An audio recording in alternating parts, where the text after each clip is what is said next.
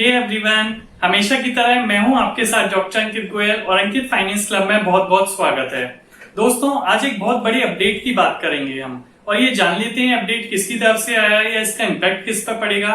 तो दोस्तों, ये जो अपडेट आया है ये सेबी की तरफ से आया है, securities exchange board of India, जो कि शेयर मार्केट का, म्यूचुअल फंड का, कमोडिटी मार्केट का रेगुलेटर है, रूल्स रेगुलेशंस बनाता है और हम इन्वेस्टर्स को प्रोटेक्ट करता है। और दोस्तों, ये जो अपडेट आया है वो म्यूचुअल फंड कंपनीज के लिए आया है प्राइमरीली, या आप कह सकते हैं सेकेंडरी शेयर मार्केट पे भी इसका काफी इंपैक्ट पड़ेगा और आपको अगली वीक में देखने को ही मिल जाएगा, क्योंकि ये कल ही का अपडेट है जो मैं आपको बता रहा हूँ।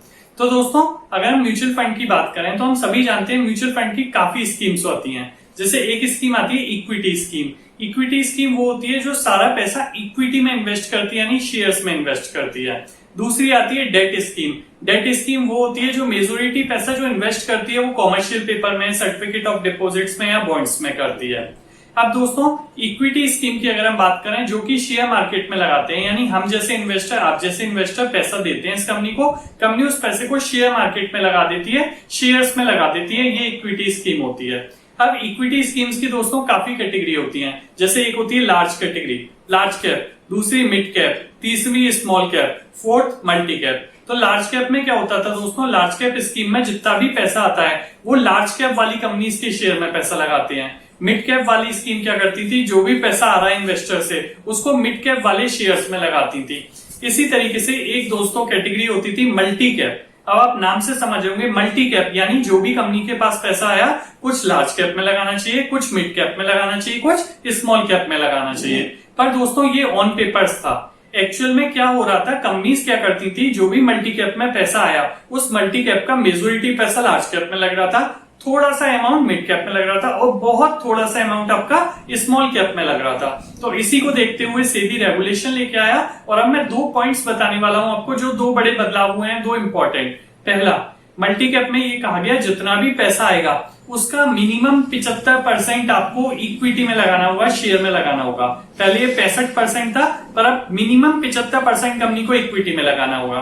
अब ये जो 75% इक्विटी में लगाना है, इसके लिए बताया कि क्योंकि नाम मल्टी कैप है, यानी आप लार्ज में भी लगाओ, मिड में भी लगाओ और स्मॉल कैप में भी लगाओ, तो ये बताया कि 25% तो लार्ज कैप में लगाओ, 25% मिड कैप में लगाओ और 25% स्मॉल कैप में लगाओ, यानी तीनों में इक्वल डिस्ट्रीब्यूशन होना चाहिए और रिमेनिंग जो 25% बचा वो आप किसी में भी लगा सकते हैं। तो आई होप आपको समझ में आया होगा कि क्या इंपैक्ट पड़ा मल्टी कैप में। तो अब जो भी लोग मल्टी कैप वाली स्कीम में पैसा इन्वेस्ट करेंगे उनका 25% तो कम से कम लार्ज कैप में जाएगा, 25% मिड कैप में जाएगा और 25% स्मॉल कैप में।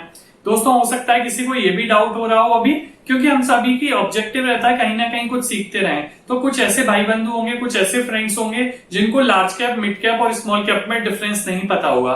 तो इसके लिए दोस्तों मैं अलग से पहले एक वीडियो बना चुका हूं जिसका लिंक नीचे डिस्क्रिप्शन में है। आप इस वीडियो को देखने के बाद उसे देख लें तो आपको समझ में आ जाएगा लार्ज कैप, मिड कैप और स्मॉल कैप में डिफरेंस। साथ ही साथ अगर कुछ ऐसे भी दोस्त हैं हमारे जिनको ये नहीं पता कि म्यूचुअल फंड की इक्विटी कैटेगरी क्या होती है, डेट कैटेगरी होती है या इक्विटी में कितनी कैटेगरीज होती हैं, तो उनके भी अलग से वीडियोस अवेलेबल है मेरे चैनल अंकित फाइनेंस क्लब में, आप वहां देख सकते हैं। तो दोस्तों, हम अपने टॉपिक पे आते हैं कि अब multi cap scheme minimum 75% share में लगाएगी और वो 75% भी 25% तीनों कैटेगरी में लगाएगी, लार्ज कैप, मिड कैप और स्मॉल कैप।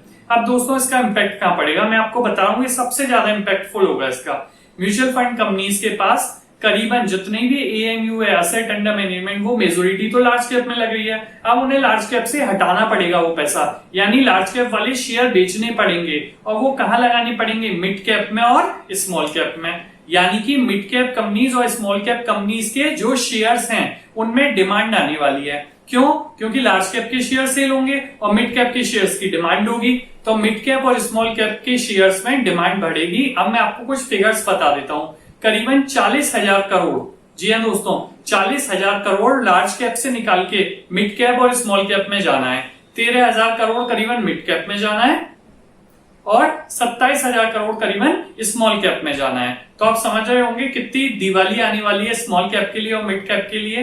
पर दोस्तों, यहां मैंने आपको बताया कि स्मॉल कैप और मिड कैप की डिमांड होने वाली है, क्यों, इनमें दिवाली आने वाली है, इनके शेयर्स बढ़ेंगे। पर मैं ये कह सकता हूं कि थोड़ा सा इंपैक्ट डाउन भी जाएगा। जब लार्ज कैप के शेयर डाउन होंगे दोस्तों, सेल होंगे, तो वो डाउन भी आएगा, स्टॉक मार्केट पे इम्पैक्ट पड़ेगा, तो स्टॉक मार्केट थोड़ा सा नीचे भी जाएगा। तो ये सारी उथल पुथल है, बहुत जल्दी होने वाली है, अगली वीक में ही हमें इम्पैक्ट दिखने पड़ेगा। पर दोस्तों सेबी ने इसके लिए टाइम दिया है। सेबी कहती है जो एमफी होता है, association of mutual fund of India, वो डिसाइड करता है कि कौन सी लार्ज कैप है, कौन से मिड कैप है और कौन से स्मॉल कैप है, और वो हर 6 महीने में डिसाइड करता है। तो अभी जो वो डिसाइड करेगा जनवरी 2021 में। तो सेबी ने कहा है कि जनवरी 2021 में जब वो डिसाइड कर ले, नई लिस्ट ले आए, उसके 1 महीने के अंदर आपको मल्टी कैप को दोबारा से ठीक करना है और जो हमने रेगुलेशन दी है उसके अकॉर्डिंग चलना है। तो आई होप दोस्तों आपको समझ में आया होगा, इंपॉर्टेंट वीडियो है ये काफी अपडेट के लिए। तो जो मेरे दोस्त मल्टी कैप में पैसा लगाना चाहते हैं वो अब समझ पाएंगे उनका पैसा कहाँ लग रहा है। तो जहां पहले डिस्टर्बेंस था, जहां पहले कोई गाइडलाइन नहीं थी, कोई डेफिनेशन नहीं थी, सेबी ने हम इन्वेस्टर्स को प्रोटेक्ट किया और एक प्रॉपर गाइडलाइंस बनाई।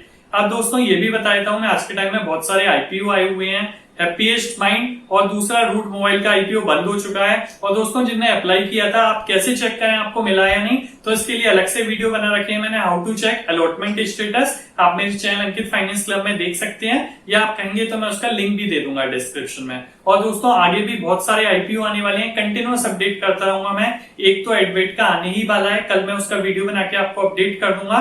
तो मेरे चैनल सब्सक्राइब कर लीजिए दोस्तों, और बेल आइकन जरूर प्रेस करेगा, जिससे मेरे आने वाले वीडियोस के नोटिफिकेशन आपको मिलते रहेंगे। और दोस्तों कहीं भी आपको लगा हो कि मैंने कुछ इन्फॉर्मेशन दी आपके काम आ सकती है, तो लाइक बटन को जरूर प्रेस करिएगा। हमारे साथ बने रहने के लिए थैंक यू। कंटिन्यूअस हम अपनी वीडियोस लेके आते रहेंगे और आपके साथ बने रहेंगे। Thank you.